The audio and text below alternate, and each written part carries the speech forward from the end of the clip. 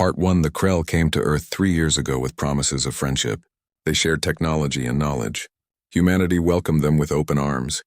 Ambassador Richard Hayes spent months aboard the space station Unity, talking with the alien visitors. He believed Earth had finally found friends among the stars. But the Krell were lying. They were studying humanity, learning about their weapons and defenses. They wanted to know how to defeat them. The attack began on a Tuesday morning. Colony 7 on Mars was home to 7 million people. The colony had beautiful domed cities that sparkled against the red dust. People lived normal lives there. They had jobs, families, and dreams. Captain Helen Brooks was walking through Sector 4 when the sky turned purple. She looked up and saw massive alien ships descending through the atmosphere. Her heart stopped. These were Krell warships and their weapons were charging. Helen grabbed her radio. "This is Captain Brooks calling Central Command. We have enemy ships incoming. They are hostile. I repeat, they are hostile and approaching fast." The transmission cut off as the first energy beam struck the dome. The protective barrier shattered like glass. Air began rushing out into space. Helen watched in horror as buildings exploded. Thousands of people died in seconds. She ran toward the emergency shelters, trying to help anyone she could reach. But the Krell were not interested in taking prisoners. They targeted every habitat dome, every life support system, and every shelter. They wanted everyone dead. The attack lasted 47 minutes. 7 million people died while Earth watched helplessly on their screens. The Krell broadcast everything. They wanted humanity to see. They wanted them to feel helpless and afraid. On Earth, President Elizabeth Grant stood in the Emergency Command Center in Geneva. She watched the video feeds from Mars. Her hand shook as she saw the domes collapse one by one. Each one meant hundreds of thousands dead. Beside her, General Frank Murphy had gone pale and silent. "Get me a connection to the Krell flagship," Elizabeth said quietly. When the alien commander appeared on the screen, his 4 eyes gleamed with satisfaction. He looked pleased with himself. "Why did you do this?" Elizabeth asked. The Krell commander's translator made his voice sound cold and mechanical. "Because you needed to learn your place. Humanity is weak and soft. You will serve the Krell Dominion or you will die. This was your first lesson. There will be more if you do not obey." The screen went black. Elizabeth turned to face her military leaders. General Murphy stood next to Admiral Claire Bennett and Secretary of Defense Paul Howard. She saw the same expression on every face. It was not fear. It was pure rage. "Mobilize everything we have," she said in a deadly calm voice. "I want every ship, every weapon, and every soldier ready within 24 hours. And contact Director Martin Webb from the Black Site Division immediately." Paul Howard hesitated. "Madam President, the black sites are experimental. Those weapons have never been fully tested. We don't know if they will work properly." "I do not care," Elizabeth interrupted him. "The Krell wanted to teach us about war. Now we will teach them, and they will learn what happens when you slaughter 7 million humans for entertainment." She walked to the window and looked out at Earth. Somewhere up there, 7 million bodies floated in the ruins of Mars colony. 7 million people who had trusted that the galaxy was safe. 7 million voices silenced forever. The Krell thought humanity was weak. They thought killing millions would make Earth surrender. They were about to learn how wrong they were. Elizabeth turned back to her commanders.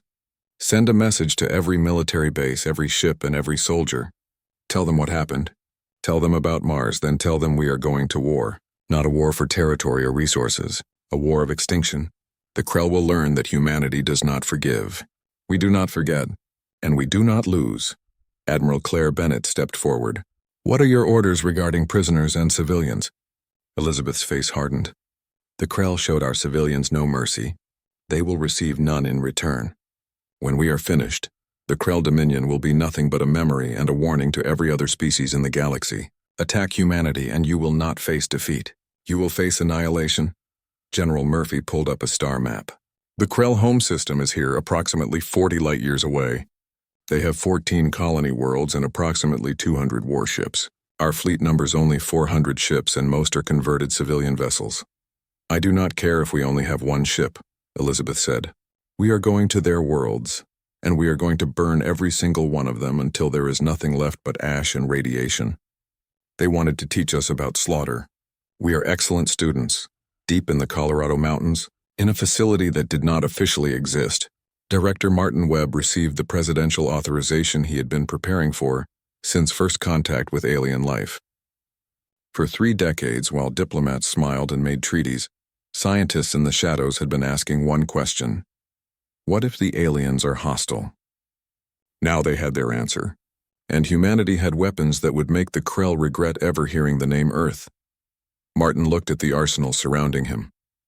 Devices that could turn stars into weapons, machines that could unmake planets at the atomic level, bombs that made nuclear weapons look like toys. For 30 years, these weapons had waited in darkness. Now they would see light, and the galaxy would learn that humanity's kindness had always been a choice, not a weakness. When that choice was taken away, when humanity was pushed to the edge, they became something far more dangerous than any alien empire. The Krell had killed 7 million humans. They were about to discover that humanity could count much higher than that, and they would count every Krell life as payment for what happened on Mars.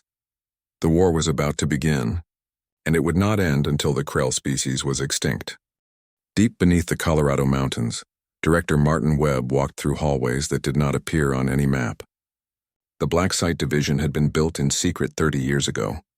The government created it after detecting the first alien signals from space. Some people asked what if aliens were friendly. Martin and his team asked what if they were not. Now he had his answer. Lieutenant Commander Jake Miller stood in the massive underground hangar. He was only 32 years old, but brilliant. The military recruited him specifically because he could understand the weapons stored here. He looked up at rows of devices that made nuclear bombs seem harmless. "This is the Prometheus array," Martin explained, pointing at a huge satellite system. "It can convert stars into weapons. We can trigger solar flares and aim them like a gun. The beam can cross light years in minutes." Jake stared at it. "That could destroy entire planets." "Yes, it can," Martin said simply. "And what is that?" Jake pointed to a sphere covered in strange glowing patterns. "We call it the quantum decimator. It disrupts atomic bonds and matter. Anything it targets simply falls apart at the molecular level. Its range is 3 light years, and it cannot distinguish between military and civilian targets. If we activate it, everything in its path dissolves into atoms." Jake felt sick to his stomach. "How many of these weapons do we have?" "Enough to sterilize every Krell world twice over," Martin said grimly. "The question was never whether we could kill them all. The question was whether we should. Now the President has given us the answer." In orbit above Earth, Admiral Claire Bennett assembled the largest human fleet ever created. The Earth Defense Force had always seemed like a ceremonial organization. People joked that it would never see real combat. Now every available ship was being armed and prepared for war. Commander Lisa Stone brought her destroyer, the Valiant, alongside the massive flagship Retribution. Lisa had lost her sister on Mars. Her niece had died there too. Her best friend from the Naval Academy had been visiting the colony on vacation. All of them were gone now. The crew did not need speeches about duty or honor. They needed targets. They needed revenge. "Admiral, we are receiving another transmission from the Krell," her communications officer announced. Claire's jaw tightened. "Put it on the main screen." The Krell commander appeared again. But this time he was not alone. Behind him stood dozens of human prisoners. Men, women, and children from the outer mining stations that the Krell had captured after destroying Mars. "Humanity has 24 hours to surrender all military forces," the alien commander announced. "You will submit to Krell Dominion authority.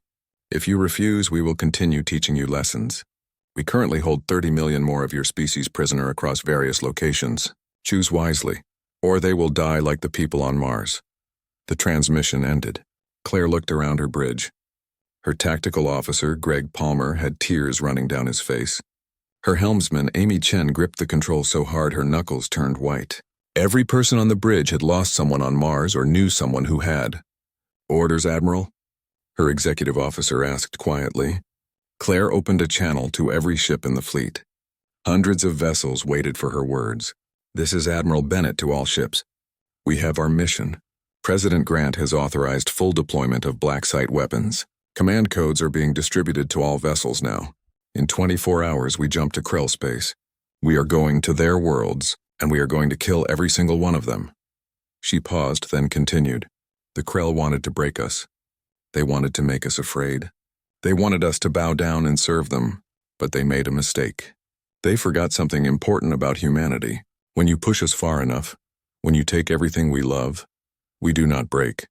We burn, and we take everything down with us. 3 years ago, someone asked me what humanity would do if aliens ever attacked us. Claire said. I told them we would defend ourselves. But that was a political answer. That was what I was supposed to say. Here is the truth. If you slaughter 7 million humans and broadcast it like a sports game, if you torture our families and demand we surrender, you do not get a war. You get extinction. Complete and total extinction. Across the fleet, on hundreds of ships, the response was immediate. Weapons began charging. Engines warmed up. Soldiers checked their equipment one final time. Civilian volunteers who had never fired a gun before practiced on training simulators. Captain Danny Foster commanded a converted cargo ship called New Dawn. 2 weeks ago, he had been hauling supplies between Earth and the asteroid belt. It was boring work but safe and paid well. Now his cargo hold was filled with nuclear missiles. His crew of 12 included his 60-year-old father George, his wife Kelly, and 2 friends from his hometown who had never seen combat. Do you think we can actually win this? Kelly asked him quietly. Danny looked at the fleet assembling around them. Hundreds of ships, most of them civilian vessels converted for war. Crews that included teachers, miners, engineers, and retired grandparents. None of them were professional soldiers, but every single one of them had watched Mars die. Win? Danny said. I do not know, but we are going to make them regret ever finding Earth. We are going to make them wish they had never heard of humanity, and when we are done, every other alien species in the galaxy will know what happens when you push us too far. George Foster, sitting at the weapons console despite his arthritis, looked back at his son. Your mother died on Mars. She was visiting your sister. I am 60 years old. I have lived a good life, but I am going to use whatever time I have left to make those aliens pay for what they did. All across the fleet, similar conversations were happening. People who had never thought about war were now preparing to fight.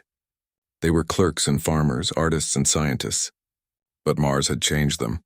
The broadcast of 7 million deaths had transformed ordinary people into something harder and colder. The Krell had wanted to teach humanity a lesson about power and weakness. They were about to learn that lesson themselves. They were about to discover that humans were not weak. They were not soft. They simply chose to be kind when possible. But when kindness was answered with slaughter, when peace was met with genocide, humanity remembered what they really were. They were survivors. They were fighters.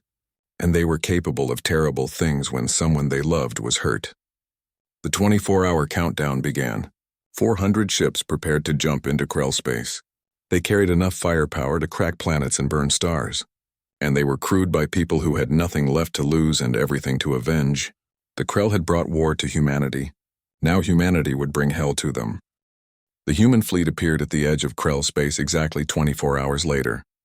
400 ships emerged from faster-than-light travel in perfect formation. They formed a wall of steel and burning anger that stretched across the void of space. Captain Danny Foster gripped the controls of his converted cargo ship, New Dawn. His father George sat at the weapons station. His wife Kelly handled communications. 2 friends from his hometown, neither of them trained soldiers, manned the other stations. They were not a military crew, but they were ready. All ships, this is Admiral Bennett, the fleet-wide channel announced. Krell sensors have detected our arrival. Their defense fleet is moving to intercept. Remember your training. Remember Mars. Remember why we are here. Danny looked at his small crew. George's hands shook slightly from arthritis, but he kept them steady on the weapons controls. Kelly's face was calm, but Danny could see the determination in her eyes. We are really doing this, Kelly said softly. Yes, Danny replied. We really are. The Krell fleet appeared on their sensors. 200 warships, each one larger and more advanced than anything humanity had ever built. On paper, the battle should have been a massacre. The Krell had better technology, better training, and better ships. But humanity was not playing by the old rules anymore. Lieutenant Commander Jake Miller sat aboard the stealth ship Nightfall, his hands moving across the controls of the Prometheus array. The weapon had been loaded onto his ship in secret. Now it was time to use it. Targeting the system star, Jake reported to Admiral Bennett. Firing in 3, 2, 1. The weapon activated. Invisible magnetic fields reached out across millions of kilometers and touched the nearby sun. The star erupted. A massive solar flare burst from its surface, but this was not a natural event. The flare was focused and directed like a beam of pure destruction. The energy lance crossed space at the speed of light.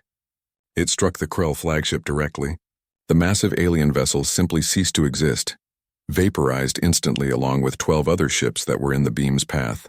The Krell fleet scattered in panic. They had never encountered weapons that could turn stars into guns. Their battle tactics had no defense against it. Their shields could not stop concentrated stellar energy. Admiral Claire Bennett watched the enemy formation break apart. All ships engage at will. Target their homeworlds. Show them what happens when they teach humanity about slaughter. The battle began in earnest. Human ships swarmed forward, taking losses but never stopping. For every human vessel destroyed, 2 Krell warships fell. The humans fought with a desperation and fury that the Krell had never seen before. Captain Danny Foster's ship, New Dawn, joined the assault. They were not fast or well-armed compared to real military vessels, but they had nuclear missiles and a crew that refused to quit. A Krell destroyer fired at them. The shot hit their side, tearing through the hull. Half the crew died instantly, including Danny's father. Through the intercom, Danny heard George's last words, "Give them hell, son." Then the compartment vented into space and George was gone. Danny did not hesitate. He did not mourn. There would be time for that later, if he survived. Right now he had a job to do. He plotted a collision course with the nearest Krell dreadnought and armed every nuclear weapon in his cargo hold. "Kelly," he said to his wife, "get to the escape pod now." "Not without you," she replied firmly. Danny looked at her, trying to memorize her face.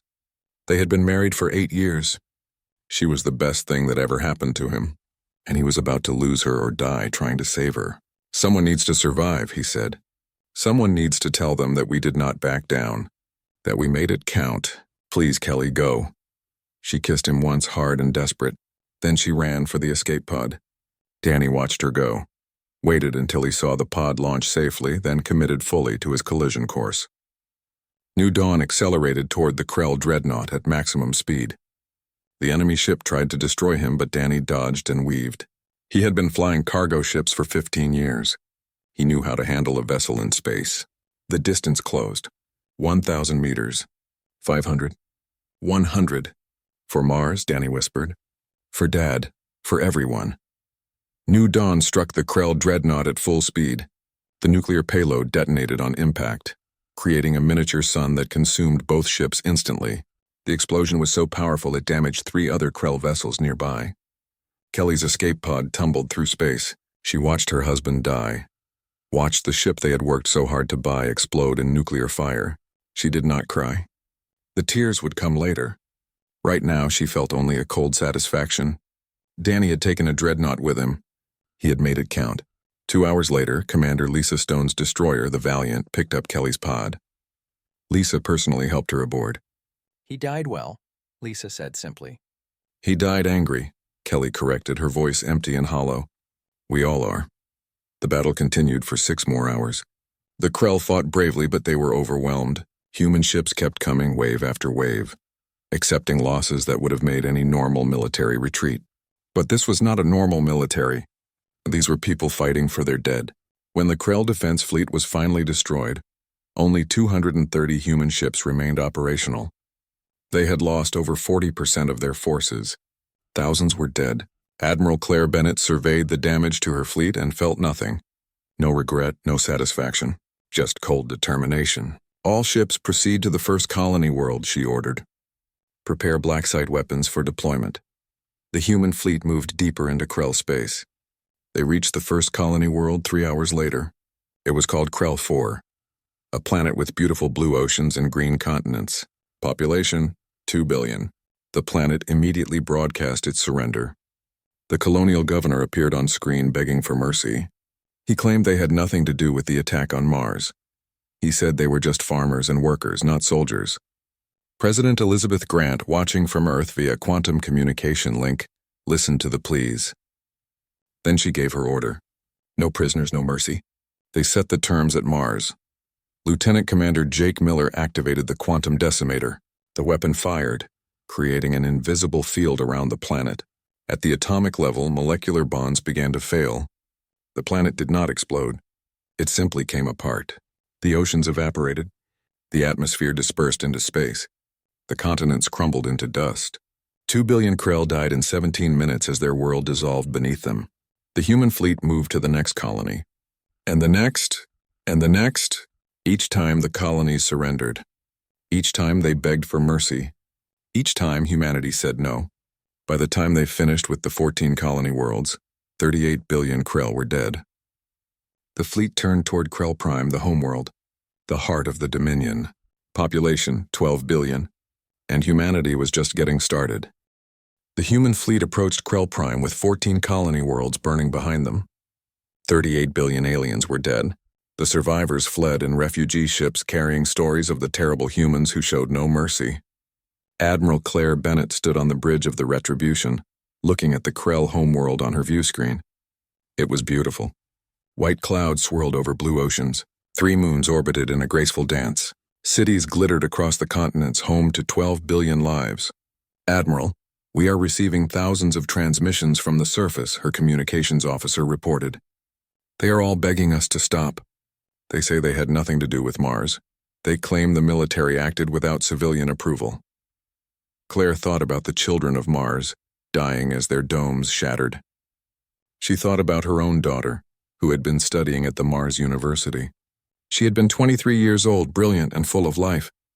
Now she was frozen somewhere in the ruins of Colony 7. Ignore all transmissions, Claire said coldly. Proceed with the attack. Krell Prime was protected by thousands of defense stations and orbital platforms. The Krell had evacuated their entire remaining military to defend their homeworld. 500 warships waited in orbit, every vessel they had left. It should have been an impossible battle. The human fleet was already battered and damaged from previous fights. They had lost over half their original ships. But they also had weapons that the Krell could not match. Lieutenant Commander Jake Miller prepared the final assault. His ship Nightfall carried the last of the black site weapons. Director Martin Webb's voice came through on the secure channel from Earth.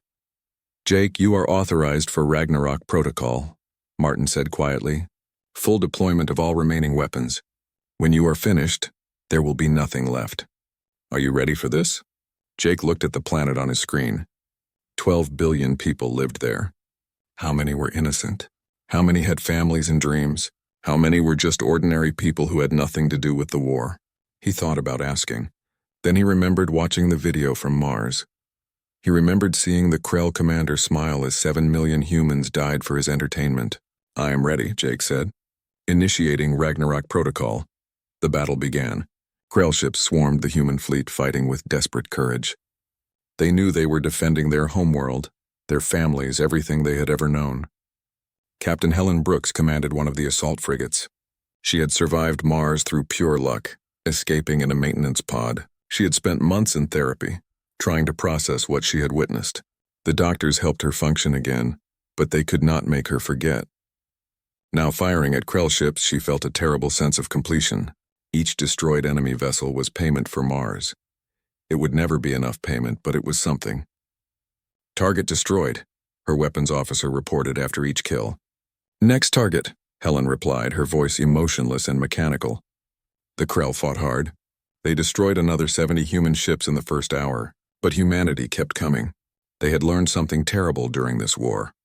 They could take casualties that would break any other military. They could lose half their people and still keep fighting, because they were not fighting for conquest or glory. They were fighting for revenge. And revenge did not care about casualties. Jake activated the Prometheus array, targeting the system's sun. The star began to destabilize immediately, swelling larger. It would go supernova within hours, consuming everything in the system. Simultaneously, he deployed the quantum decimators in a grid pattern around Krell Prime. The weapons created overlapping fields of disruption. Reality itself began to break down within their range. The Krell fleet tried desperately to stop them. They threw themselves at the human ships with suicidal bravery, trying to destroy the weapons before they could finish their work. Commander Lisa Stone's destroyer, Valiant, held position near one of the decimators. Krell ships hammered her shields, trying to break through. Her crew fought back, returning fire even as systems failed around them. Hull breach on decks 3 and 4, her damage control officer reported. We have lost main engines. Shields are at 15%. Hold position, Lisa ordered. We just need 5 more minutes. A Krell cruiser rammed them, trying to knock them out of position. The impact killed a third of her crew instantly. Lisa held onto her chair as the ship spun wildly. "Stabilize us," she commanded. "I do not care how you do it. Hold this position." Her helmsman, Amy Chen, worked frantically at her controls. "Stabilizers are not responding. I am using maneuvering thrusters only." "Then use them. Just hold." Below them, Krell Prime began to die. The quantum decimators reached full power. The planet's surface started to shimmer and blur as molecular bonds failed. The atmosphere began leaking into space. Oceans evaporated in seconds. Mountains crumbled into dust. The Krell on the surface had minutes to understand what was happening before they simply ceased to exist, their bodies coming apart atom by atom. It was not a quick death. The decimators worked slowly, methodically destroying everything in their field. 12 billion Krell had time to see their world ending. They had time to feel fear and despair. They had time to understand that they were dying. Just like the people of Mars had time. Admiral Bennett watched it all from her flagship. She did not look away. She forced herself to witness every moment. This was her order, her responsibility. She would not hide from what she had done. "Admiral, the sun has reached critical mass," Jake reported. "Supernova in 30 minutes. All ships should retreat to the jump point immediately." "All vessels withdraw," Claire commanded. "The mission is complete." The battered human fleet turned away from Krell Prime. They had lost 300 ships total since the campaign began. Over 140,000 people were dead. But they had accomplished their mission. As they reached the jump point, the sun of Krell Prime exploded. The shockwave expanded at nearly the speed of light. A wall of destruction that consumed the planet, the moons, the orbital stations, and every Krell ship that had stayed to defend their home. 12 billion more Krell died in an instant, vaporized by stellar fire. The human fleet jumped to faster than light speed and began the journey home. Behind them, the Krell star system burned. The homeworld was gone. The colonies were destroyed. The military was annihilated. Total Krell casualties, approximately 43 billion. The Krell Dominion, an empire that had ruled 100 star systems for 10,000 years, no longer existed. Kelly Foster sat in the crew quarters of the Valiant, staring at a photo of her husband. Danny smiled at her from the picture, taken on their wedding day. He had been so happy then, so full of life and hope. She wondered what he would think of what they had done. Would he be proud? Would he be horrified? Would he understand that sometimes survival requires terrible choices? She did not know. She would never know. Danny was gone, along with 7 million others from Mars and 140,000 who died in the campaign. But the Krell were gone too, all of them. An entire species erased from the galaxy in 6 months. Kelly put the photo away and went to sleep. Tomorrow they would reach Earth. Tomorrow she would have to figure out how to live in a galaxy where humanity was now the most feared species in known space. Tomorrow she would have to live with what they had done. But tonight, for the first time since Mars, she slept without nightmares. 6 months after the destruction of Krell Prime, the human fleet returned to Earth. They came home as conquerors, but they did not feel victorious. They felt tired and hollow. The galaxy had changed. News of what humanity did spread to every known species. The Krell Dominion was completely gone. 43 billion aliens dead. An entire civilization erased in half a year. Some species called humans monsters. Others called them a warning. But every single one of them was afraid. President Elizabeth Grant stood before the United Earth Congress. Her hair had turned much grayer in 6 months. Behind her stood Admiral Claire Bennett and Director Martin Webb, both looking equally aged by the war. "We face a question now," Elizabeth said to the assembled representatives. "What do we do next? We have shown the galaxy our capacity for total war. Every alien species knows what we can do. Some call us evil, others call us necessary, but all of them fear us." Senator Kevin Morris from North America stood up. "Madam President, we have received diplomatic messages from 17 different alien civilizations. They all want to discuss non-aggression treaties. They all promise to respect our borders and our people." Elizabeth nodded slowly. "Yes. It seems that when you prove you will burn entire star systems rather than submit, everyone becomes very interested in peace." Representative Linda Chen spoke quietly. "We committed genocide. 43 billion people are dead. Most of them were civilians who had nothing to do with the attack on Mars. How do we live with that?" The chamber fell completely silent. It was the question everyone had been avoiding. Admiral Claire Bennett stepped forward. "May I speak, Madam President?" Elizabeth gestured for her to continue. "I have asked myself that same question every single day," Claire said, her voice steady but strained. "I wake up seeing those worlds die. I will carry those images until my own death. But I also remember Mars. I remember the Krell commander's face when he threatened to kill 30 million more humans if we did not surrender. And I know with absolute certainty that if we had shown any weakness, we would be the ones extinct right now." She looked out at the assembled leaders. "We did not start this war. We did not choose to make it a fight for survival. But when someone forces you to choose between your existence and theirs, there is only one choice you can make. We chose to live. We chose to protect humanity. And yes, we did terrible things to accomplish that. But we are still here. And the Krell are not." She paused. "I will not apologize for that. I will carry the guilt. I will remember every world we destroyed. But I will not apologize for ensuring humanity survived." The Congress debated for weeks. Some wanted to dismantle the black site weapons. Others wanted to build more. Eventually, they reached a compromise. The weapons would remain, but would only be used if humanity faced extinction again. Commander Lisa Stone, promoted to captain after the war, addressed the graduating class at the Naval Academy. These young officers would serve in a very different galaxy than the one she had known. "You are the generation that will define what humanity becomes," she told them. "The Krell saw us as weak because we valued peace and diplomacy. They thought our kindness meant we were easy targets. They learned too late that our kindness was a choice, not a limitation. When they took that choice away, they found out what we really are underneath." She looked at the young faces before her. "You will serve in a time of peace. The galaxy has learned to respect our borders, but never forget that this respect is built on fear. Fear of what we did to the Krell. Fear of what we could do again. Your job is to make sure we never have to." In orbit around Mars, humanity built a new colony. They called it New Mars. The old domed cities were left as they had fallen, preserved as a memorial. A wall of black stone stretched for kilometers, carved with 7 million names. Kelly Foster visited the memorial on the anniversary of the attack. She found her husband's name, her father-in-law's name, her friends and neighbors, the barista who made her coffee every morning, all of them carved in stone. "I hope it was worth it," she whispered, touching the cold stone. "I hope they are afraid enough that this never happens again, because I do not think we could survive doing this twice. We barely survived it once." A young couple stood nearby, also reading names. They looked to be in their early 20s. The woman was crying softly. "Did you lose someone?" Kelly asked gently. "My parents," the young woman said. "Both of them worked in the atmospheric processing center. They died when the dome broke." "I am sorry," Kelly said. "I lost my husband in the war after, and my father-in-law." The young man spoke up. "Do you think we did the right thing? Killing all of them?" Kelly thought about it carefully. "I think we did the only thing we could. The Krell gave us a choice between submission and extinction.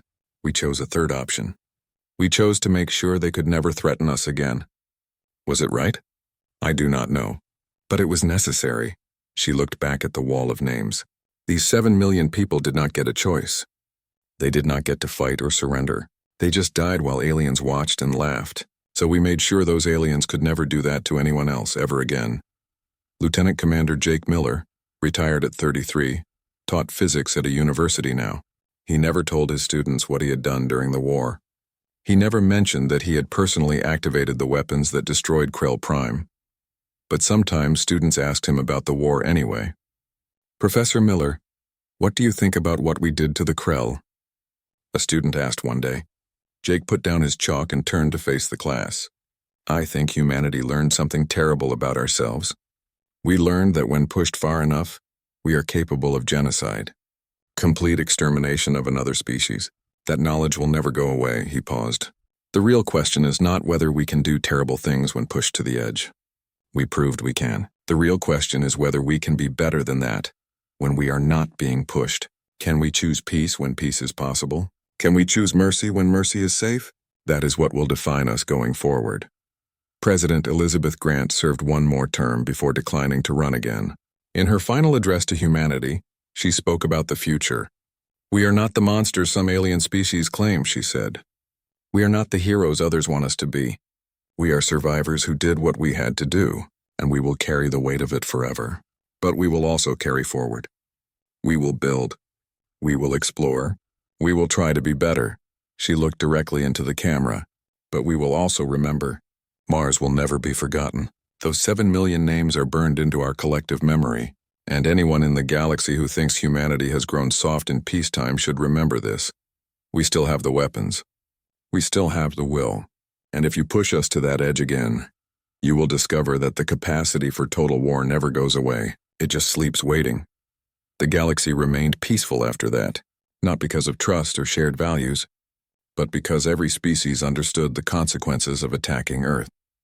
Humanity had answered a question that every civilization eventually faces. How far will you go to survive?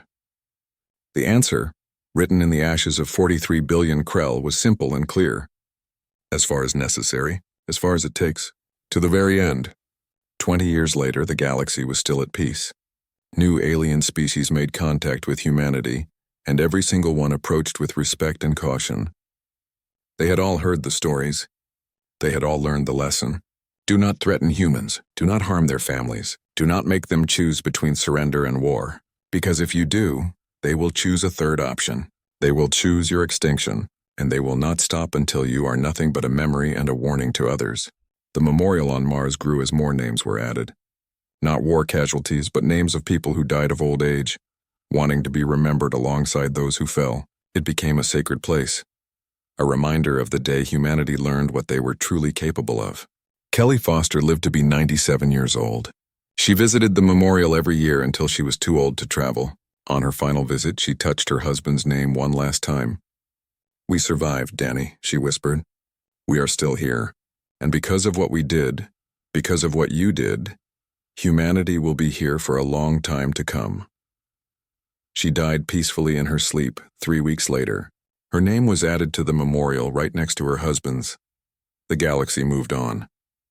New civilizations rose and fell. But the story of humanity and the Krell never faded. It became a legend, a cautionary tale told across 1,000 worlds. There is a species called humans, the story went. They look small and weak. They smile and offer friendship. They seem kind and gentle, but never forget what they are underneath. They are survivors. They are fighters. And if you threaten what they love, they will show you exactly what they are capable of. They will show you hell. And they will not stop until you understand that kindness is a choice they make, not a weakness you can exploit. The galaxy learned that lesson well, and it never forgot.